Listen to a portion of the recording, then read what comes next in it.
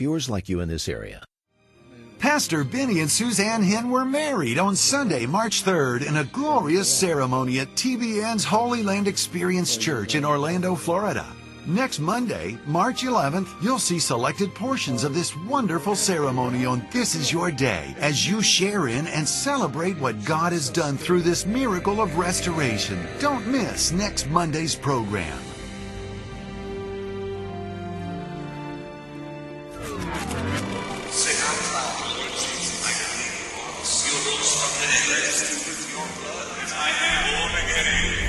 Pastor Benny Hinn is urgently preaching the gospel to the lost because the world's only hope is salvation through God's only Son, Jesus Christ. The gift of God is life eternal.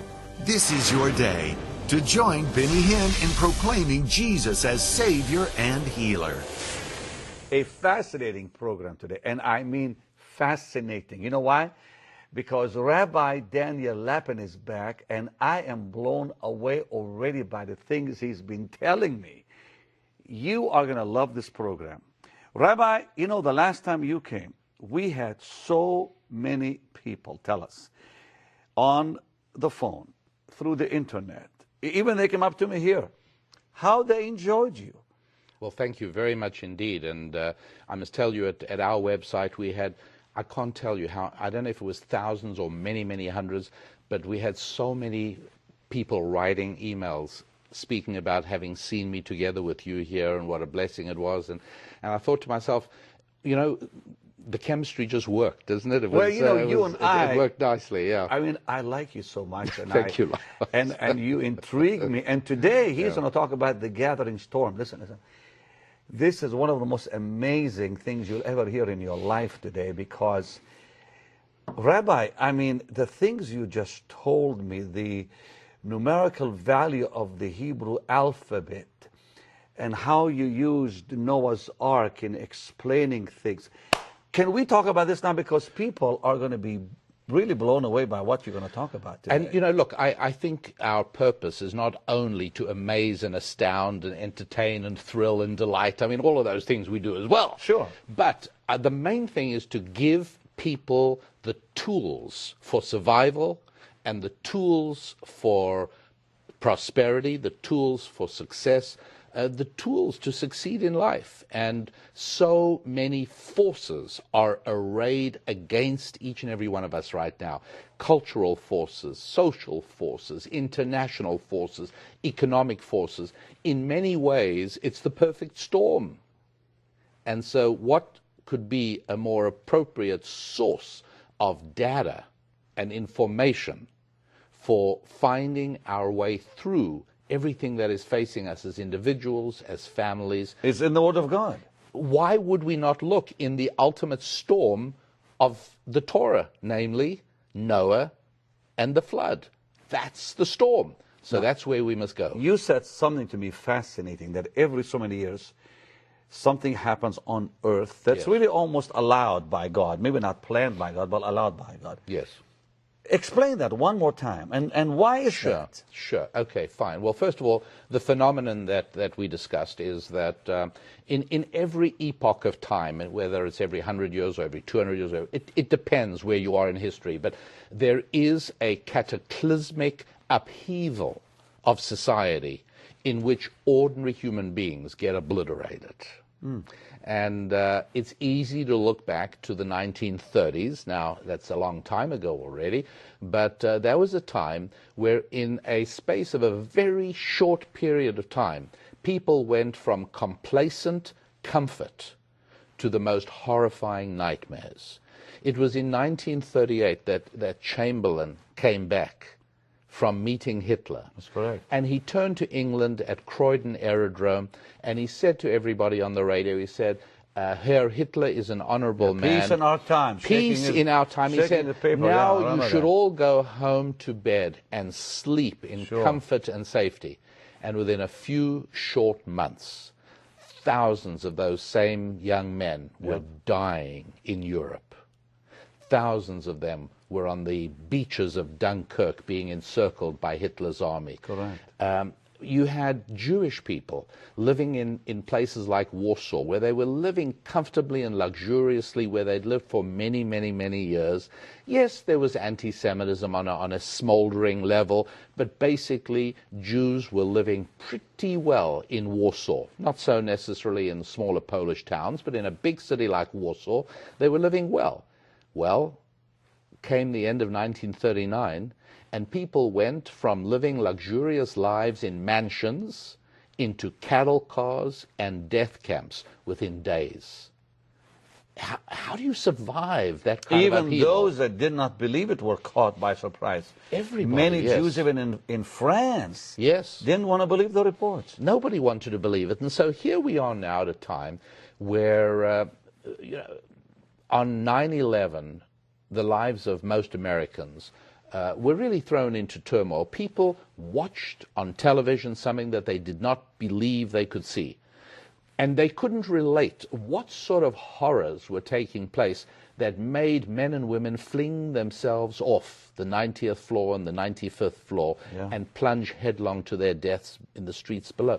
We all looked at that and we said, we don't relate to it. Never in American history has a situation occurred where ordinary human beings like that, through nothing of their own doing, were suddenly plunged into the most terrifying and horrifying circumstances. Now, you believe we're coming into another kind of a It's perfectly devastating, obvious. It's perfectly obvious. We're looking at a time when, once again, the forces of Western civilization lack the moral vigor, and to defy the forces of destruction. And what is more, the leadership of Western civilization, both in the United States and Europe, lack conviction in the morality of their own existence. That's powerful. And one of the ways that is seen is in diminishing birth rates. When you don't have a conviction in your own importance in the world, that you're here for a purpose, birth rates go While down. the Islamic population Climb. Because say what you yeah. like, say what you like about Islamic fundamentalism and its devastating war against civilization, they believe in their purpose. Like it's 5-1 in some places in Europe absolutely, now. yes, very much so. Now, That's very disturbing. So we need to turn to a source of information, and for that reason, my wife and I have prepared a guide to how to deal with all of these things, these frightening changes that are sweeping through our lives, one upon the next. We've barely assimilated the implications of one before the next one is marching on us. Let's go back to the Ark, Yes. because that is one of the greatest events in all history. Yes. Talk about that and Yeah. how God gave us secrets through that we can use today. And that's exactly right. And I said before, you know where the gold is buried. And I mean, Rabbi, I just love talking to you. You're putting your finger on exactly the place. Surely, if God brings this kind of cataclysm every now and then, and He provides the guidance to how to survive it, that is what the whole Noah story is, a blueprint of survival for those that walk with God. Amen. And that's why as soon as we're introduced to Noah, what do we hear? Noah was a righteous guy, walked with God. That's it. And so you're a righteous guy or a righteous gal, and you walk with God. Here comes these threats. Your children are being subjected to indoctrination in their educational systems. Your finances are at risk. Your very family is imperiled. Your neighborhood is undergoing all kinds of upheavals. Your nation is facing things it's never faced before. How do you deal with all of this? Well, we take a look at Noah's Ark. And God says to Noah, build an ark. And He doesn't just say that, but take a look at the verse in Genesis where He actually says, and this is how you shall build it.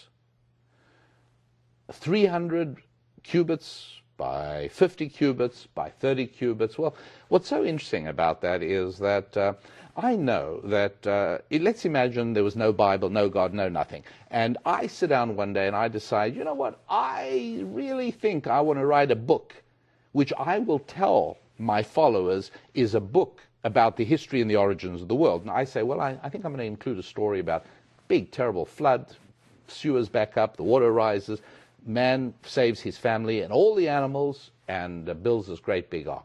So I'd start saying, okay, fine, I'll make the ark, 300 feet long or 400 feet long, whatever it is. And I know that pretty soon my son walks in and says, Dad, what are you doing? I said, I'm telling a story about the origin of the world. It's very important. He looks over my shoulder. He says, you're telling me that this guy got all the animals on earth, 2 of everything, plus all the food. For how long did you say? Well, a year. And he did all of that in a boat that big. He said, do the math, Dad. It doesn't work. So I said, you're absolutely right. We're going to make the boat 1,000 feet long. Will that work? He does the math. He says, yeah, now you can get everybody on. Okay, fine, 1,000 feet. A few minutes later, he comes back and says, Dad, you screw up again. It's not going to work. Look what's gone wrong. You can't expect one man and his 3 sons to build a boat that big. It's not doable. Just do the math. I say, you know what, you're getting me really irritated. I'll tell you what I'm going to do. I'm taking out all the numbers. You want to know how big the boat was? It was big enough to hold everybody and small enough for a guy to build. End of story. Yep. Numbers trap you. And that's why it is that I remember when I was first taught the certain aspects of business, I remember my mentor was my uncle. I write about it in my book, Thou Shalt Prosper. He was teaching me, and he was telling me to go out and try and do some transactions with some people. I came back, he said, how many transactions did you do? And I started explaining. I said, well, it's like this. I actually went to see a lot of people. He said, look, how many people did you actually talk to? And I said, well, you see, here's what happened. There was a traffic. He says, listen, let me tell you something. All I need from you are the numbers. You tell me the number, I'll figure out the story for myself. I'm trying to avoid the numbers, because when you give numbers, you get trapped. Yeah. When I confessed to him, I only saw 3 people. He says to me, what did you do all day? But if I can tell a story. So you leave out numbers whenever you have to be dodgy. Just leave out numbers. Just tell story. Yeah. It's safer. Leave out the numbers. Why does God put all the numbers in? That is a fascinating question. Yeah.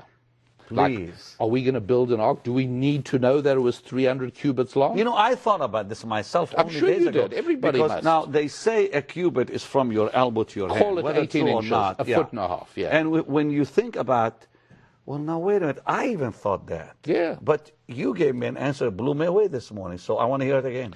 Well, here's what it is, and really, I'm going to explain it, but for people to really understand it, they need to see the chart that is found in the study guide over here. Okay, can I explain that? Yeah, please, of course. Because it's a little bit complicated, and so I'm even going to get myself a little bit confused, but let me explain.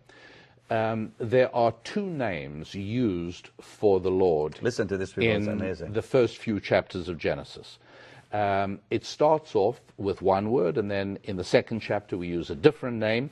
And these are the 2 composite names of God. One of them focuses on God's judgmental ability, God's ability to say, look, this is the way it has to be. The other one focuses on God's merciful attributes, which is, I know you don't deserve this kindness, but I'm God, I love you, I'm going to give it to you. And these 2 have numerical values. Every letter in the Hebrew alphabet has a specific value, and there are meanings that flow from that value, and we can come back and look at that. But for now, if we take the value of the first name of God, and then we take the value for the next name of God, put them together, what flows out of that are the dimensions of the ark. That's incredible. What does that tell us? Well, it's pretty straightforward. The message is right there. The first thing you need to know, when you want to build your ark, whether it is to salvage your finances, whether it is to rescue your family, whether it is to preserve your community, whatever it is, the first thing you have to do is integrate those 2 aspects. If you deal with your reality only from the point of view of gentleness, yielding, compassion, mercy, you're going to get run over. If you deal with it only from the point of view of firmness, this is how it is, here's, take it or leave it, that sort of thing, you're going to get absolutely nowhere. Integrate those 2, and you are on your way to constructing your ark. And I explain that. I mean, we have several hours of material. What you're saying is surround yourself with God, but both sides of his nature. That's exactly the right. merciful side, the judgmental And just side. think about this. When you're raising a child, and you think to yourself, well, I really want to be God-like, and God is compassionate and merciful, so whatever my child does, I'm always going to say to him, that's okay, Johnny, everything will be fine. Wow, that's powerful. What do we end up with? A very unsuccessful child who can't Correct. cope with life. If on the other hand we say, well, I'm just going to be ruthless and strong, and I'm going to be a tyrannical father, you end up with a child that has no relationship with his father and a child that is emotionally impaired. And so that would be just one example. Now, we use those same principles with our finances. We say business, profession, family life, marital life, all of those things. We use this in order to begin the process of constructing our arc of survival. You are hitting on something very, very powerful, because today in Christianity, many teach extreme grace, many teach extreme judgment. Oh, how interesting. Yeah. And both are off balance. Of course. So we are protected when we have balance. When we integrate the two. We see God's love and God's wrath. Precisely. In the same amount. And we're protected. Yes, that's exactly right. That's exactly So right. that's how we build our ark, is what you're Yes, saying. that's So it was exactly God's name that was Yes. in those cubits. Now, why do these periods crop up in history all the time?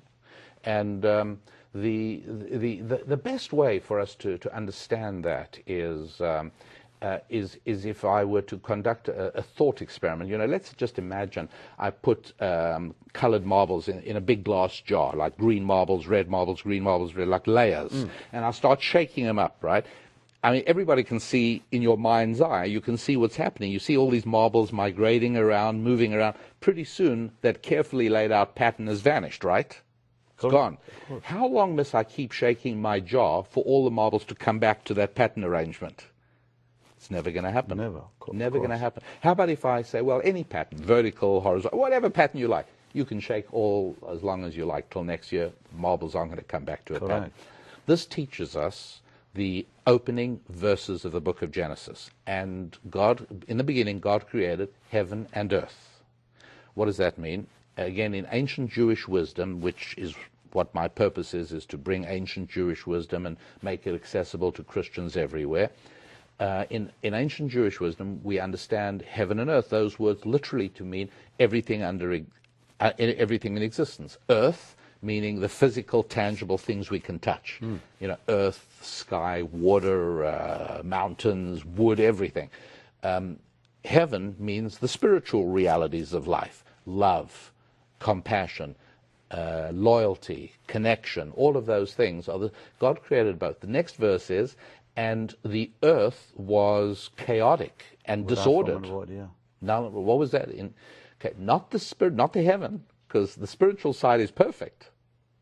It's the physical side. God created an environment in which chaos and disorder has the advantage.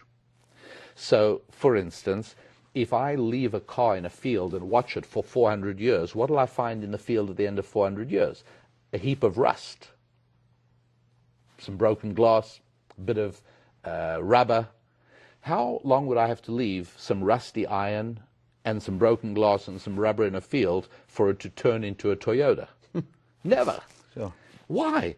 It's weird. Why does one thing turn into another only in the direction of disorder? Or to take my office at home, I can tidy up my desk, and then magically, 3 weeks later, what does it look like? Or my kid's room. We tidy it up, come back 3 weeks later, and it's chaos. And hey, who put all the work into turning it into a mess? You don't have to put any work into turning it into a mess. God created a world where the movement towards chaos is automatic.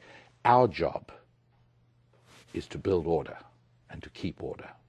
And that's true for our desk, it's true for our lives, it's true for our business, it's true for every aspect of life. Push back the jungle and let the garden grow. Rabbi? With the spiritual power of heaven. And so when we stop doing that, when human beings start pursuing nothing but pleasure and abandoning those principles, what happens is the arrival of chaos. And chaos is always an invitation for tyrannical governments to seize power. And people let them, because the worst thing for us is chaos. We would much rather, you remember what they said about Mussolini? At least he makes the trains run on time. We human beings welcome tyranny if the only alternative is chaos. That's the scary thing. And that's how cataclysms So come chaos about. is the norm for humanity. It's exactly as you said. Chaos is the norm for humanity. But then God has to step in And God has and to step say, in. let there be light to the darkness. And that's exactly what he says. Let there be light. That's the beginning of the solution. And we have to do exactly the same thing. Beginning the first few verses of Genesis. Let there be light. And the light was good, because light is the ultimate in order. And that's why the most sophisticated way of conveying information today is through light, laser beams. Let's go back. You had mentioned earlier that every so many years, every 100 years or whatever, chaos happens on earth. Why? Because God has set up a system wherein when we abandon him and we stop using his Bible as a guide to life, what flows from that is absolute disaster. And we can watch these events leading up to the flood in the 4th and 5th chapters of Genesis. We watch what happens. It says, chapter 5 opens, and daughters were born to men, right? Yeah. Hello? Like, is this news? Everyone has sons and daughters all the time. What are you telling me? Daughters were born to men. But look what happens next. It is that the sons of the aristocracy, the sons of the lords, started abusing these women. Well, doesn't that happen all the time? And by the way, that language, and it's important not to be carried away here. It's a very straightforward biblical depiction of what human beings will do when they abandon faith in God and using the Bible as a blueprint. It happens all the time. By the way, in England, they call the House of Lords. It just means powerful people, the people who rule the land. And so the children, the sons of the lords, began to take these women and do what they like with them. Well, have you listened to any of the rap songs that our kids listen to on the radio or with their earphones all the time? What's that all about, other than seizing women and doing what you like with them? That's what the mood is. We are coming into another chaotic event. We're there already. And you're saying the only way is to use what the Bible gives us as our protection. On an individual level, I say the most urgent thing of all is build your own ark. The most urgent thing is structure. How, Rabbi? We only have 4 minutes. How do we look, I got to come back with you tomorrow because there's much more to talk about. Yes. But just quickly, how do we build an ark to protect ourselves from this disaster that's coming? Well, or any disaster? I have a phrase that I use all the time, and I say it to others, I say it to myself. The more that things change, the more we need to depend upon those things that never change.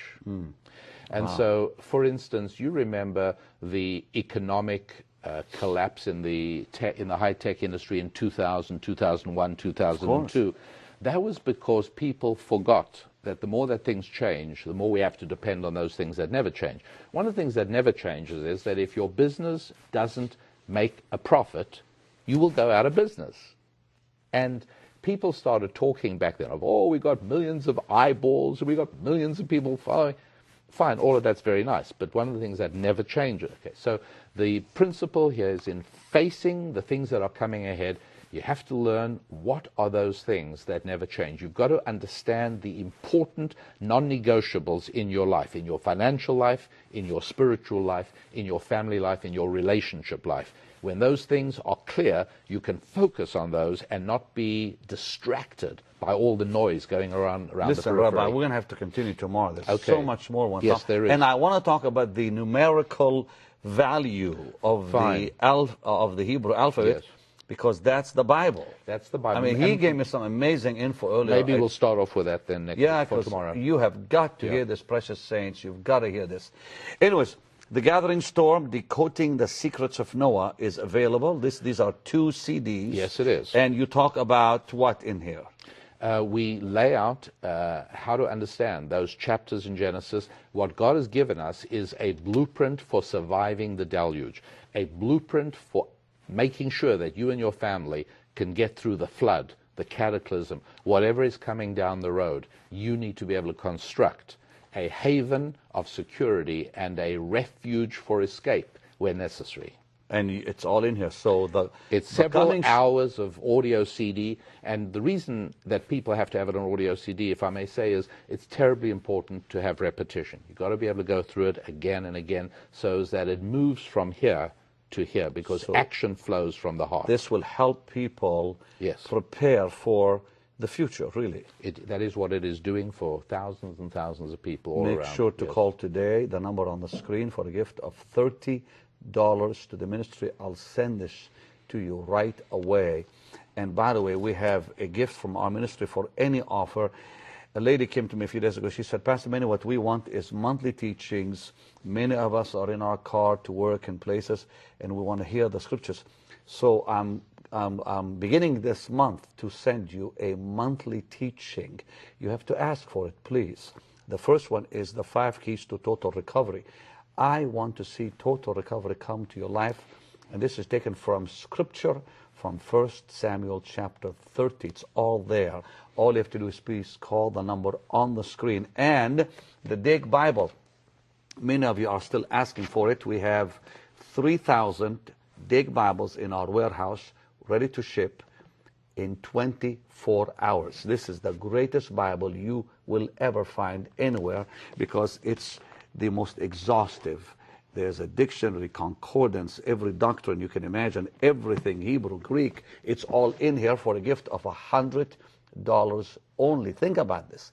The whole Bible, everything you can imagine to help you understand it, all in here. Beautiful leather, and it's apps and large print. It'll help you read it well. For a gift of $100, we have them in the warehouse, ready to go. Love you. Don't miss tomorrow. A great program, fascinating, with Rabbi Lapin. Love you. Bye-bye.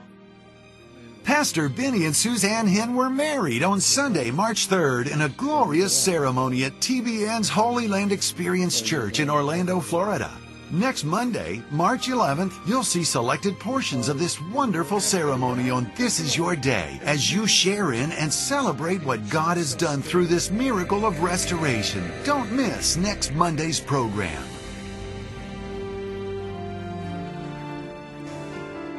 Pastor Benny Hinn is committed to taking the gospel across America and to the nations through many avenues, including This Is Your Day. Please consider sowing a significant seed today to ensure that this broadcast will continue to be seen in your area on this station, building your faith and enriching your walk with the Lord.